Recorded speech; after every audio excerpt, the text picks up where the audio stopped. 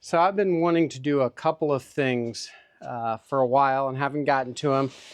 One is to do a reverse sear of a nice steak on the Kamado Joe, and the other is to do a Tomahawk Ribeye. So today we are killing both those birds with one stone.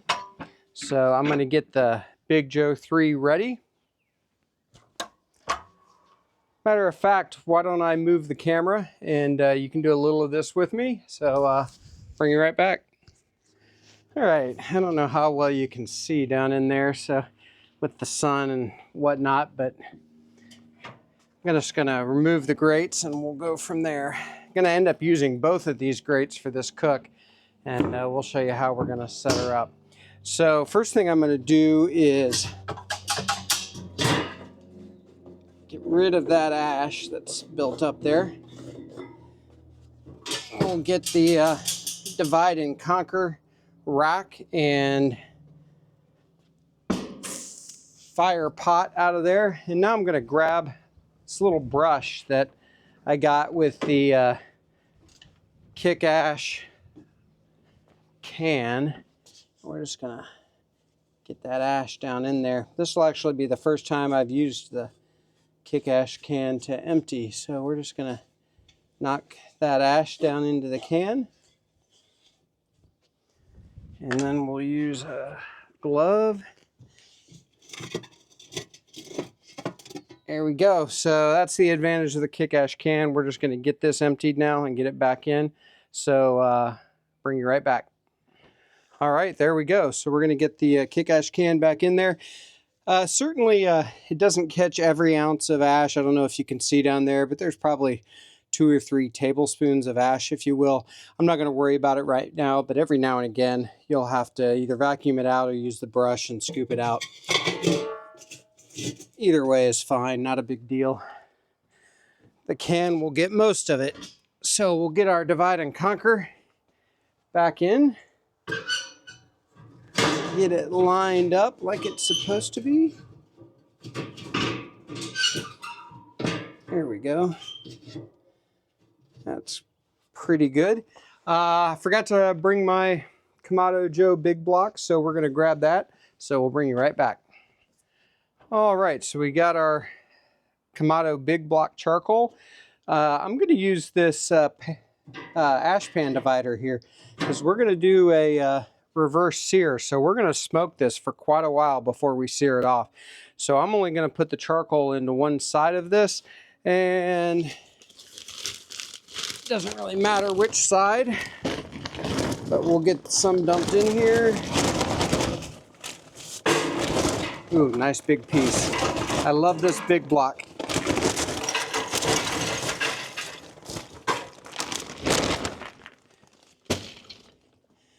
There we go. And I never want to take a chance of running out, so make sure I have enough in there. That'll be plenty. I still haven't really gotten used to how long charcoal burns in here, etc. All right, now we're gonna get our cooker set up. So still quite a ways away from starting this cook, but I'm gonna go ahead and get this fire going and just let it slowly come up to temperature, get the dome heat soaked and all of that. So I've got my torch here. So we'll get this started.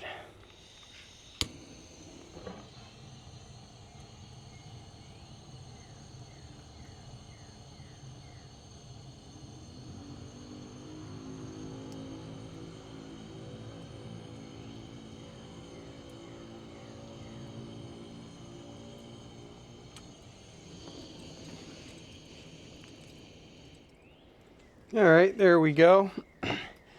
And now we'll go ahead and start getting our grill set up. So I want the components to start getting warm too. So I'm gonna get the, I'm gonna set up kind of 2 zones here. Gonna do my slow cooking on this side, and then obviously my searing of the tomahawk on the coal side there.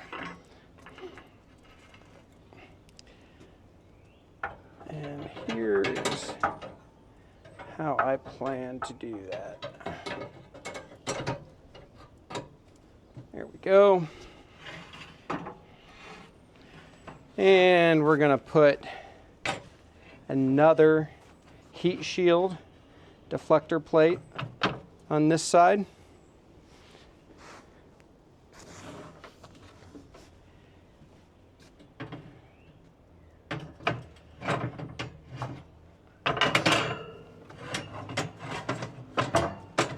And now we'll get that grate close to the coals. And we'll put the other grate on the very top of the divide and conquer. Now when I end up searing this, I may end up taking the X-ring accessory rack out and dropping a rack down a lot closer. It just sort of depends on how much heat I'm getting on this side. But for our slow cooking side, I think we'll be good over here. We got 2 of the heat deflectors, and we'll try to hold that temperature down and just let it come up to probably around 120 slowly. Take it off and then really do what we got to do to get this cranking hot, and then throw it back on for the searing. So that's our plan. I'm going to get the lid closed.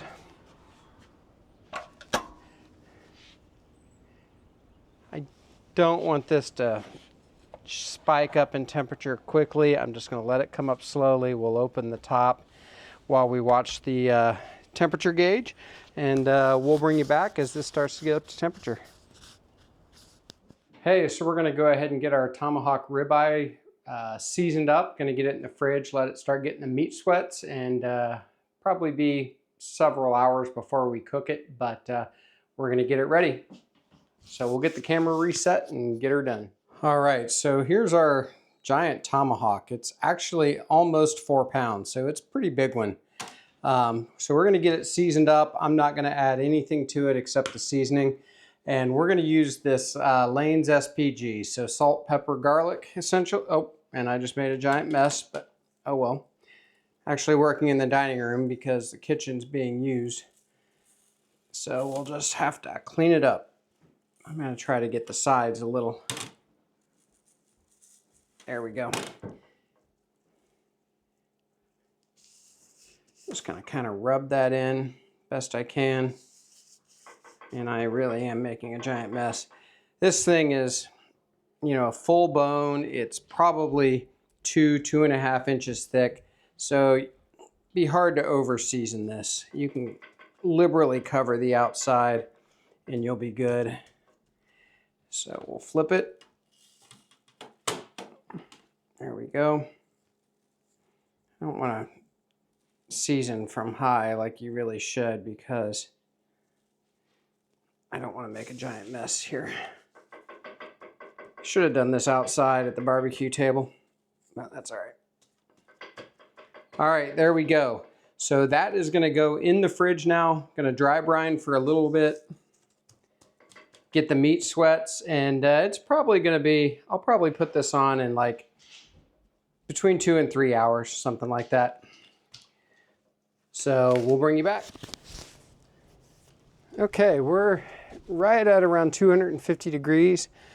A little more in the thermometer. That's okay. It's not super warm in the dome, but it is warm, which is what I look for. So we're going to start backing this down a little bit.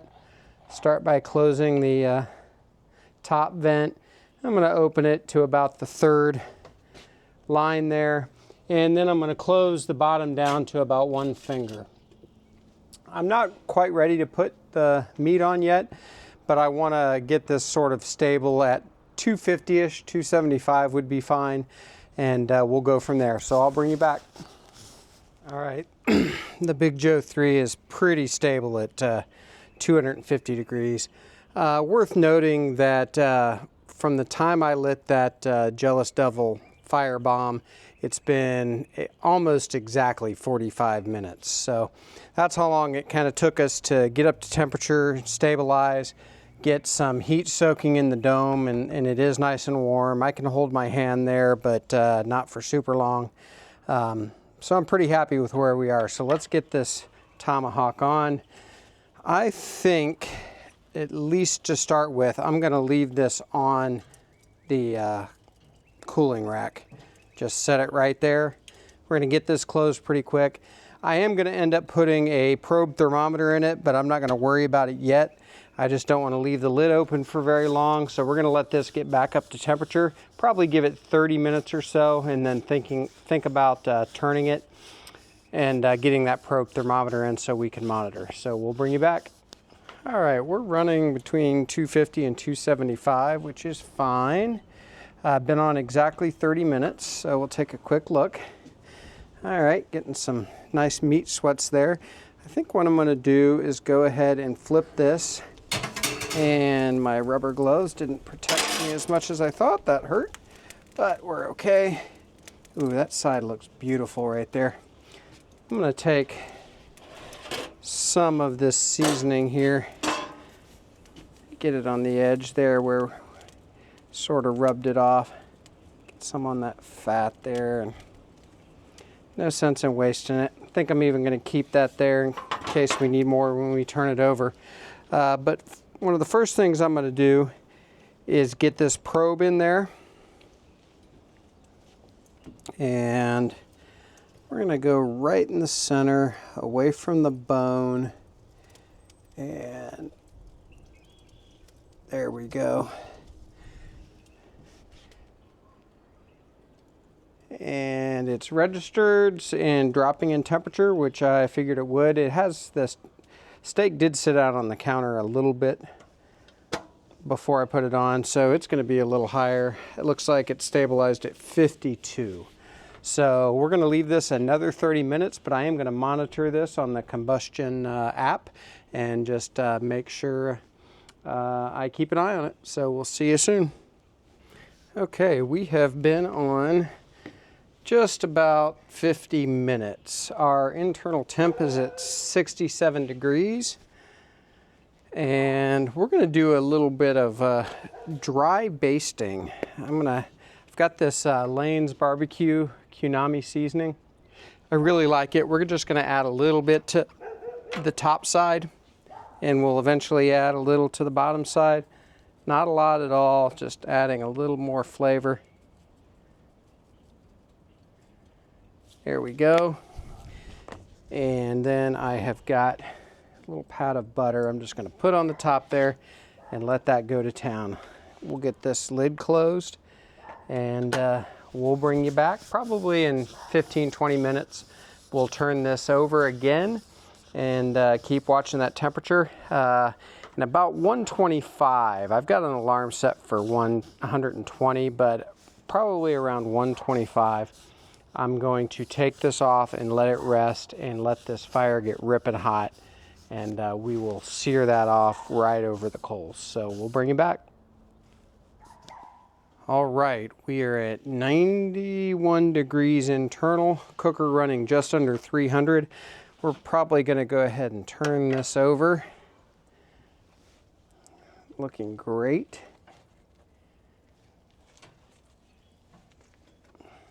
Beautiful, fat rendering nicely. We're going to go ahead and dry baste again with the Lane's Kunami.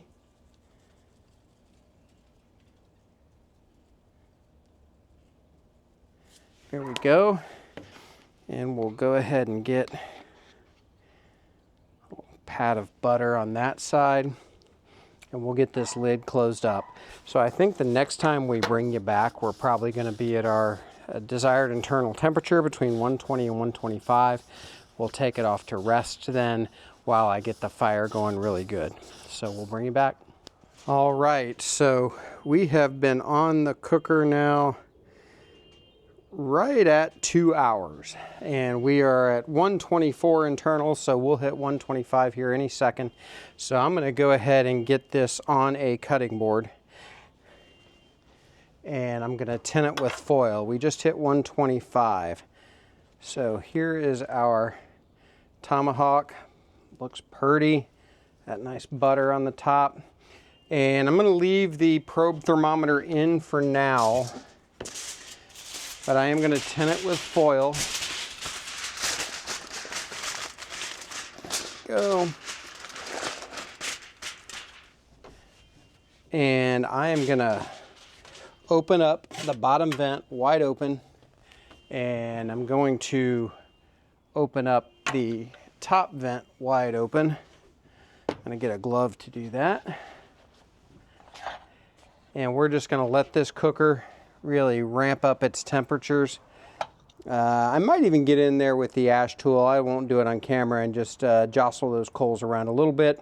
Maybe even put a piece of wood in there and let it combust while we let this steak rest and get ready for our sear. So I will bring you back. I added a couple of pieces of oak, just a couple of small splits, letting them combust. I'm going to get the lid closed to make sure we don't lose our heat in the lid, and just let this thing get ripping hot, and we'll come back and sear the steak off. It has climbed to 129 just in carryover heat, so we're 132 to 135 on this. You really don't want to do a rare ribeye. Too much collagen and fat, and that fat needs to render. My opinion, but 135 for this size of ribeye to me is pretty good. So that's sort of what we're going to shoot for. Okay, here we go. We are approaching 600 degrees on the dome thermometer. So we are pretty hot there at that grate level, no doubt. So I'm going to get ready here. I'm going to save this foil. Might want to use it. In fact, I know I want to use it. So we're going to burp this grill. If you didn't know, with the Kamados and how hot they are, you want to, or how hot they can get, you want to burp just to make sure you don't have a backdraft and burn your eyebrows off. So there we go. So those oak splits that I put in are completely engulfed in flames. So it should be a clean burn here. And I'm just going to go straight on the grate. And we're just going to let this go. I don't have a specific time. Just going to let it go until I look at it and feel good about where it's at. And while this is going, I'll just keep the camera rolling. One of the nice things about resting this for the last 20 minutes while I waited for this grill to come up to temperature to sear is that I won't have to rest it after this sears. It's already rested, and we can cut right into it. So we will do that.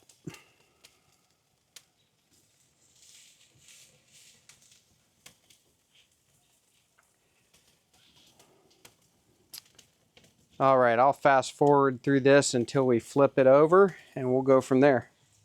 All right, we're gonna go ahead and flip this over now, and we'll take a look at that. Boy, that's beautiful. Matter of fact, I'm gonna get a picture of that. That might be my thumbnail right there. That's gorgeous. And I'm just leaving the lid open for this. No reason not to, as far as I'm concerned. Just want to watch it. And you can flip back and forth if you want to get a little more sear. Anybody that thinks you can't flip a steak more than once is crazy, in my opinion. So flip until you get the crust and the sear that you want. Gonna flip up on one of the edges here for a few minutes.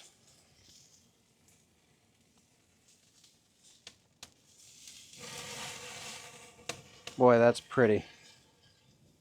We're getting pretty close here. I'm about to call it. It's probably been 3 to 4 minutes total that this has been on. The heat, it was up to about 131 in the temperature probe when I pulled it. So I'm pretty good with this at 135, so I'm not really worried at all about overcooking this, assuming my temperature probe was good. I'm gonna let this go about another 30 seconds and then I'm pulling it. So I'm gonna get the camera reset, and we'll cut into this bad boy. All right, here we go. Got my knife here. This foil off. So the first thing we've got to do is cut this off the bone. So I've got a cotton liner and rubber glove, and I'm actually going to leave a little bit of, oh man, It's like butter. I'm going to leave a little meat on this bone. And here's what we're going to do. Oh, look at that. We're going to throw a little of this Lane's Kunami on this exposed meat. And we're going to go back on this grill while I do my taste. There we go. All right, so here's the deal. I don't want to cut this all up because I want it to be warm for the fam. So we're going to cut into the spinalis, which happens to be my favorite part anyway. Look at the inside of that. I hope you can see it. That's beautiful. I'm going to take a couple of bites here. All right.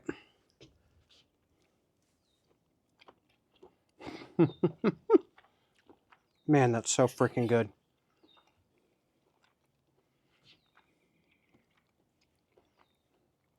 Man, that is one of the best steaks I've ever tasted, including every fancy restaurant steak I've ever had. That's so good. Thanks for joining me on this cook. This was a fun one. I've been wanting to do it for a while. I appreciate it. Please like and subscribe, and we'll see you next time at BuQeye BBQ.